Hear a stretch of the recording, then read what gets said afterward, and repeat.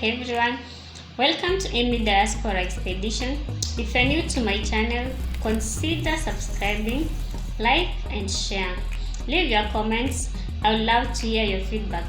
Thank you. So today we are going to talk about depression. So what is depression? Depression is a constant feeling of sadness and loss of interest which stops you from doing your normal activities. In my understanding, depression is a constant feeling of sadness without a cause. I remember going through some difficult moment in 2019. Actually, it wasn't difficult moment. These were my past experiences, the pains that I'd gone through in my life. They came back, eating me hard, fresh like yesterday. I remember crying several nights, and what I was crying for, I could not explain. I was just feeling sad. I was just feeling lost. I didn't have the joy anymore, and I could not explain why. At some point, I didn't see meaning to my life. My life was not making sense to me. I didn't see the purpose of fighting anymore. I didn't see the purpose of living anymore. But why did this happen? It happened because there were some experiences, bad experiences that had happened to me, and I didn't deal with them there and then. I lost some people in my life that were so dearly to me. I lost my parents, lost my brother, lost some close relatives that I didn't mourn. I didn't mourn them well. I felt I was strong by then and past it. I also had a failed relationship. When this happened, I felt it was enough, and it was good for me now to move on. But that was not a reality.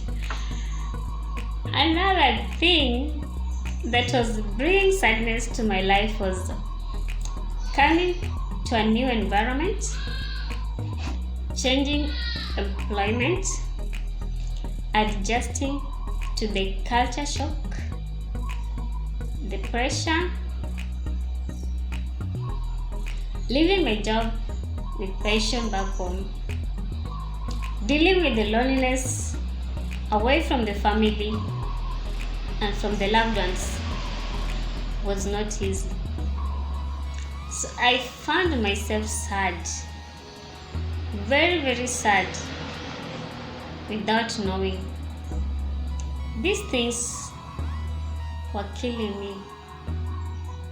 I was dying a silent death without knowing. I found myself so irritable. I was bitter. I was so sensitive. Any statement someone will make, I really take time to analyze. And my analyzation was not even to get the positive part of it. It was all negative. So I became very critical. Even in my thinking, I will think a lot. These things are not helping me. Right now, with the COVID, we've lost loved ones, Some people have lost employment. Some have lost marriages. I know all these feelings, how it hurts, and to adjust to the changes. The pain of losing a loved one is not easy to put under the bed. I remember crying 20 years after I lost my mom. Literally crying, sobbing the whole night like a baby. And I asked myself, why am I crying after 20 years? What's wrong with me? Then I realized I didn't heal. I just suppressed the pain. I didn't mourn my loved ones well. I didn't really mourn and released them to rest in peace. I felt I missed my mom. I needed someone to talk to. I needed her to see me how I've grown, to see me what I've become.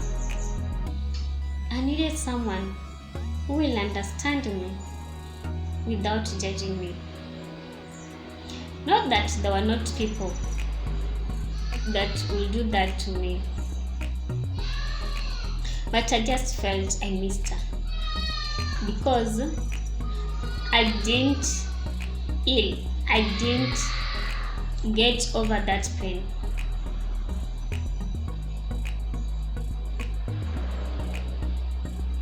So there's a sermon that helped me out to heal and mourn the loved ones and let them rest in peace. To appreciate the moment that God gave us with them. So I decided to thank God for the moments I spent with the loved ones that had gone before me. I decided to let my mom and my dad and my siblings, my relatives, to rest in peace. I decided to appreciate the fact that I was still alive and that I have something to accomplish in life. I remember crying myself out, but again I remembered the favors that the Lord has done to me. I went through school. I went through college. I got employment, which even so many people with parents didn't have the privilege. So why am I complaining?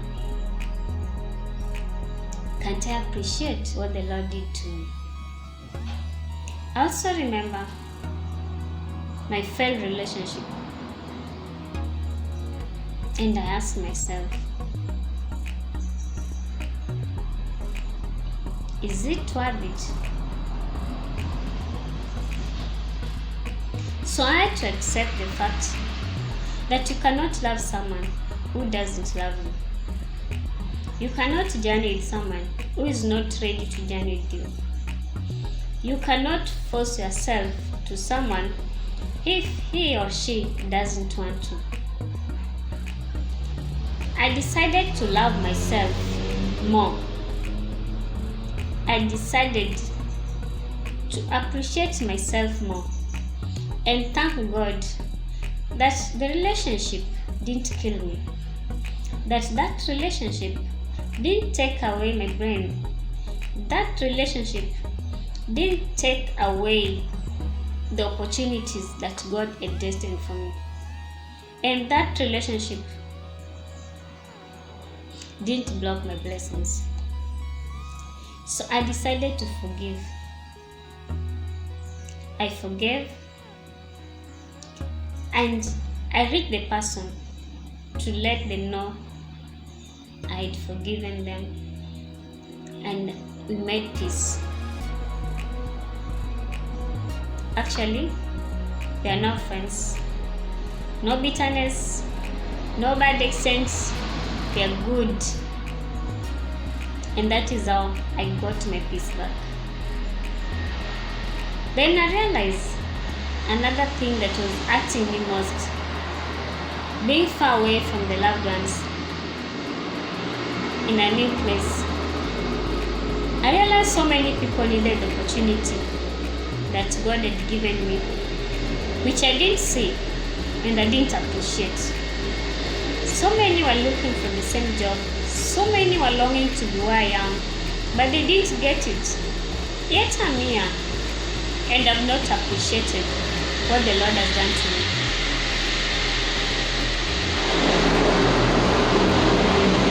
So I decided to thank God where I am, what I have, and to where I'm going, because He knows me better and He has good plans for me. In Psalms chapter 9 verses 9, the Lord is a refuge for the oppressed, a stronghold in times of trouble. Psalms 30 verses 5. For His anger lasts only a moment, but favor lasts a lifetime. Weeping may stay for the night, but rejoicing comes in the morning. Psalms 23 verses 4. Even though I walk through the darkest valley, I'll fear no evil, for you are with me. Your rod and your staff, they comfort me. These verses have kept me going. For our Lord is with us always.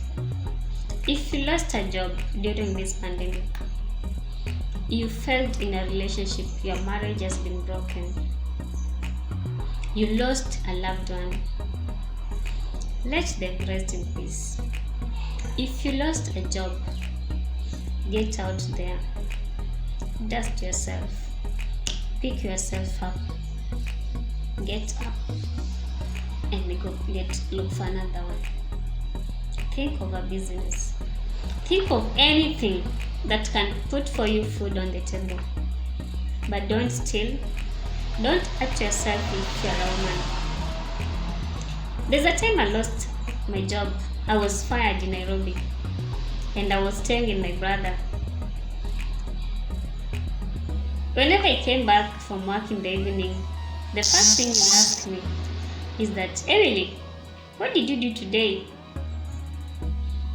Or what have you done since morning? That question was annoying. I used to feel bad when he asked me that.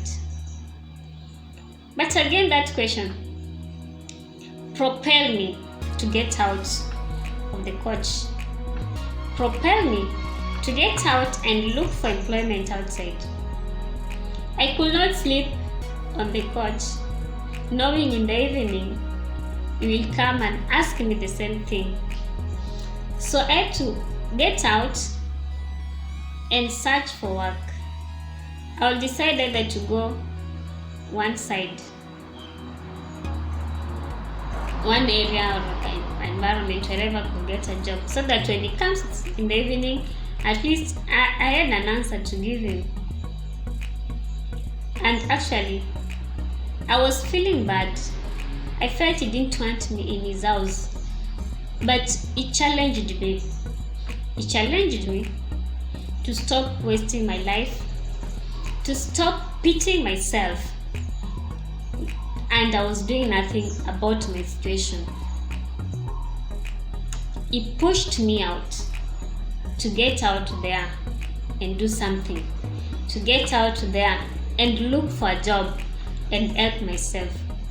And indeed, that question could not let me sleep, knowing if I sleep the whole day, I will waste 12 hours plus another 12 hours at night. That means I'll waste 24 hours a day doing nothing with myself and doing nothing with my life.